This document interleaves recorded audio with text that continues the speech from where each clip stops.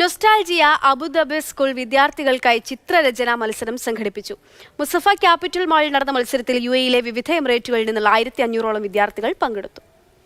Lulu hyper മാർക്കറ്റും Nostalgia അബുദാബിയും സംയുക്തമായിട്ടാണ് മത്സരമൊരുക്കിയത്. 18 വയസ്സ് വരെയുള്ള വിദ്യാർത്ഥികളെ 4 ഗ്രൂപ്പുകളായി തരംതിരിച്ച ചിത്രരചന, നിറം കൊടുക്കൽ, പെയിന്റിംഗ്, കൈയെഴുത്ത്, കാലിഗ്രാഫി എന്നീ ഇനങ്ങളിലായിരുന്നു മത്സരം നടന്നത്. പ്രവാസി ബാല്യങ്ങളുടെ ഗൃഹാതുരത്വം, പരിസ്ഥിതി, പ്രകൃതി ദുരന്തം, വികസനം തുടങ്ങിയ ഹൈടെക് സാങ്കേതിക വിദ്യ വരെ ചിത്രങ്ങൾക്ക് പ്രമേയമായി. Lulu group regional director Abubakar മത്സരം ഉദ്ഘാടനം നിർവഹിച്ചു. Nostalgia president Nasar Alankode, secretary Sreehari, രക്ഷാധികാരികളായ അഹദ് വെട്ടൂർ, നൌഷാദ് ബഷീർ, റിഫ്ലക്ഷൻസ് 2024 കൺവീനർ മനോജ് ബാലകൃഷ്ണൻ തുടങ്ങിയവർ നേതൃത്വം നൽകി.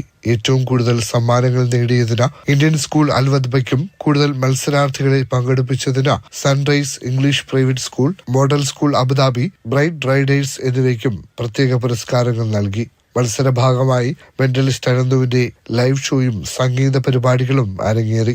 Mathrubhumi news, Abu Dhabi.